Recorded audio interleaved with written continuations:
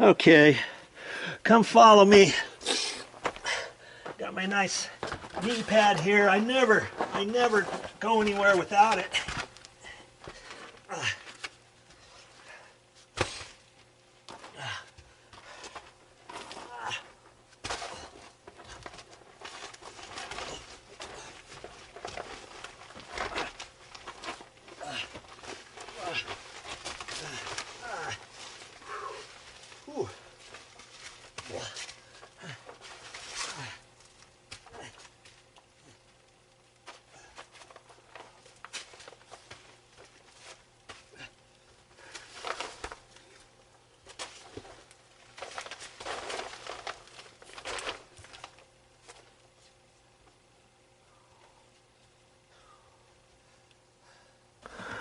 Okay, we're underneath the house. See how much I had to dig. I had to dig this much, and of course there was all kinds of big rocks around the other pipe. And this was the old sleeve they had in there, and we could have used that, but he had another sleeve. He kind of thought that white pipe was going to fit in this one, and we were going to double it up, but it just wouldn't work. And I had to dig it back far enough in order to fish the pipe all the way through there. And see, I had to take this insulation off. Here's another piece of insulation. When you have copper lines coming up underneath the house, you should wrap them in pipe wrap insulation. So you can see how I pulled that back, and it's up there, and it goes all, you see, it goes all along there until it, you know, the plumbers had to decide when to tee it off to 3/4 inch and 1/2 inch and that kind of stuff. So this is the pipe he took out. Now see how it's curved? You see how it's curved? That's called rolled tubing. And my word, look at this. Look at this. Does that look round to you? I can see a flat spot right here, and it's not perfectly round, is it? That's the piece he cut off. That was the piece that went under there, and he had to try to mash it to get his coupling on there. It took him forever, because see, this is the piece that he cut off up here. This is regular hard copper tubing. That's perfectly round. Okay, that's why we had to take this old piece out. We had to take that out. I don't know if you can see that. I can certainly see that it's oblong. Okay, it's not even round. I applaud him for trying to put a round coupling on something like this, and he tried, but it leaked. And you know, in hindsight, we probably should have, once he realized this was copper rolled tubing, I didn't know, but I probably should have came in here and dug it all out. This is how you're going to have to do it. See, here's the footing. It's down below the footing. Luckily for us, the pipe that was coming in from outside coming up this way kind of had a slight tilt up as it was. If it was going perfectly flat, I would have had to have dug this a lot deeper. Okay, but the footing is here, and then there was a little stem wall, and then see here, from here up to there, another stem wall. My word, look at that. Okay, so we had to get underneath that. Once he came back here, zip bam boom, he was able to do it all. And I had to crawl back here 4 different times. One time while he was getting the parts, and I had to grab all my tools and drag them through here and throw them up here, start digging this. Then I came out to get him so that he could come back in here with a piece of pipe, and then he went back out. I stayed here, and then we dug a little bit more with the flat bar and tried to get it in there. And then he had to come back. He had to come back, make his fittings, do his fittings, put this coupling on, the elbow, the coupling, after he did everything outside. Then he had to go back outside, turn the water back on at the house, at the street, and then he had to make sure the valve was off. And then when you turn that valve on, you know, outside his new valve. You have to turn on slow, because the existing copper lines had not ever been shut off for 25 years. So when you turn the water on, if you were to just turn it on fast, like, it would shoot the water through there really super fast, and you could have a possibility of any buildup inside of here, anything in there. It could loosen up, little pieces of grit, little sand, whatever, little stone, anything could shoot up through there because of the full force. Do you see what I mean? And then that can get in the top of the heads of your toilet fill valves. Maybe after you turn your water back on, you've got a problem with one of your toilets. Your aerator on your bathroom sink's not working. It's got clogged up. Your sink pull-out hand sprayer in your kitchen sink got clogged up, and ours got clogged up, and I tried and tried and tried all kinds of different things. I'm making a video and posting that on my channel too. Okay, I could not get whatever was in there. It worked fine before we shut the water off, we turn it back on. I'm getting half pressure. And anyways, we've got to decide what to do with that. But that's why you've got to turn it on really slow. Okay, so once he turned it on slow, he verified there was no leaks outside. Then I wanted him to crawl back under here. So I helped him. I got all of this stuff. He came crawling back up through here. And then when he got done, I had all my tools here. I had my construction light there. I had my extension cords. I had to pull all that back. So up, back and forth 4 times underneath all the pipes and crawling around. Man, it just kicked my butt. You know, I'm not as young as I used to be. It takes a little time and effort, but I'd rather do that. I didn't want to pay somebody to come in here and do all this kind of stuff. I dug this. I dug the hole outside. Now that you've seen this, I've got to make a decision. What do I want to do? Now, see this plastic here? This plastic was installed. You see it here? It's all through here. And there's a whole pile of leaves there. I have no idea how those leaves got there. I think they were there before they covered everything up. And then there was this whole pile of dirt here. My only dirt was right there. This dirt was right on top of the plastic. I have no idea what the deal was, you know, because but for code, apparently when they built this house, they had to put this plastic barrier underneath the entire house, and in all kinds of other crawl areas.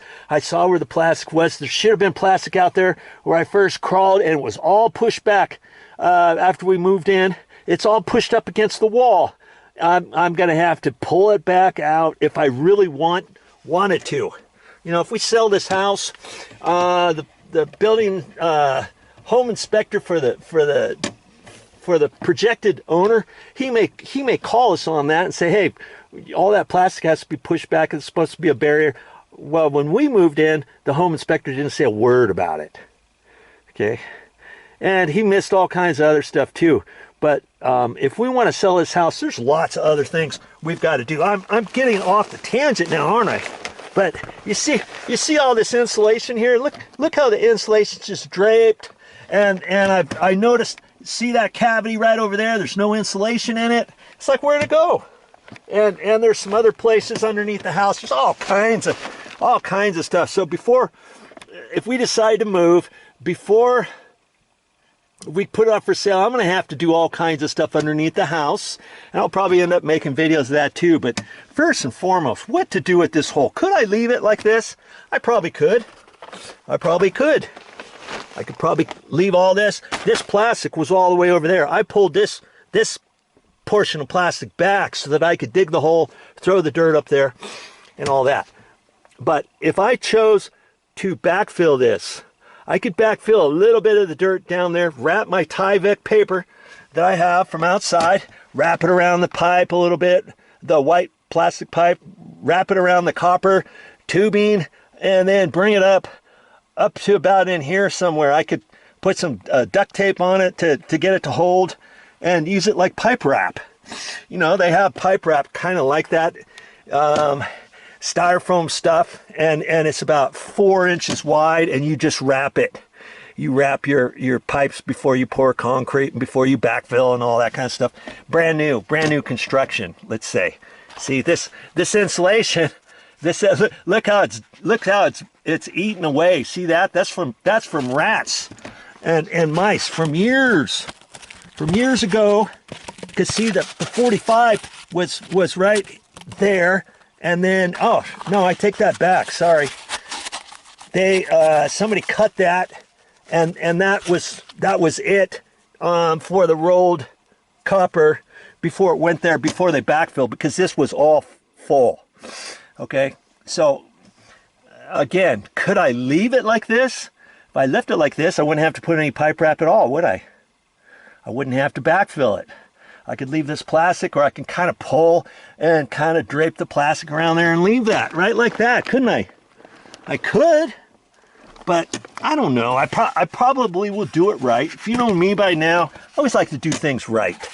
So say if I wrap that, I could wrap that. Actually, some of this was exposed, okay? Some of this was exposed because this was coming up at an angle. And the other pipe was at an angle, was coming up, and as you can see how it dipped over, and then they had a 45 there instead of a 90. He had to put a 90 on there. You see what I mean? So it came up at an angle, and then this pipe wrap was up higher, and it kind of went down to about there, and some of this at the very top, a rat could have chewed and made for its nest or something like that, because when we came here to look at it, you could see most of the pipe was exposed. I had to dig all this stuff kind of around the sides of it and underneath it and back here to get so I could have the pipe go from here that way, because I couldn't fish it in there. I mean, it was quite the ordeal, but we got it. It's not leaking. And now I've got to put it back together. If I put it back together, I may decide just to put soft dirt in there, take some of that dirt, throw that over there, not those big rocks, leave those big rocks out, and wrap that with the Tyvek, like I was saying. I could put this back on it. I could put this back on it now, put that other one on it, and I'd have to get some more of this pipe insulation pipe wrap, because it's going to be short now. Or I could take this piece, cut it straight, cut that one straight, and just go down. Because this one's short. See where it is? It's short from there down. So that's almost at the dirt line, isn't it? Then I could take this little one, cut it straight there, and cut it off right there, and that would go down the rest of it, wouldn't it? Then I wouldn't need any insulation pipe wrap at all. At the store, you got to buy that 10-foot sections or 8-foot lengths, and I don't think I need any more of this 1.25" pipe wrap. There's some other exposed pipes underneath here, copper, that are 1/2 inch and 3/4. So obviously I'm going to have to get different sizes for that for later on. But for here, I could again use the insulation down to there, take some duct tape if I want, tape it on there, whatever. Put the Tyvek, I could even wrap the Tyvek up to here. Go from there up to about here, let's say. Then put the pipe insulation back on it, on down to the dirt line or just below the dirt line. And I can backfill that, and then I can put this plastic back down in there, and then I'll be all good. Okay, and I'm probably this big piece here. I'm gonna probably take that out, and I'll take this other pipe out. I don't need that. I'll take it over by the crawl hole for now, and decide what to do with it later. But you take this in to get it recycled. See, you can see right there, it's not round, is it? See, I could take it in to get at a recycler, and this is heavy. I don't know how many pounds that is, 2-3 pounds.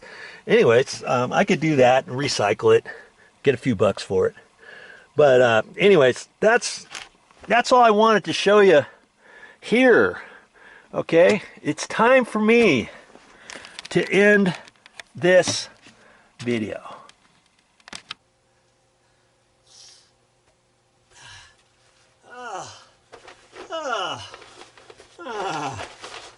Yeah.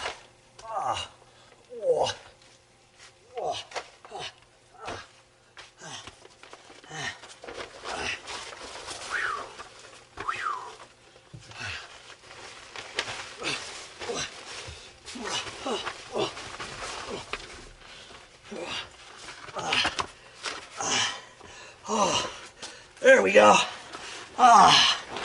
Yes. Whew. Whew.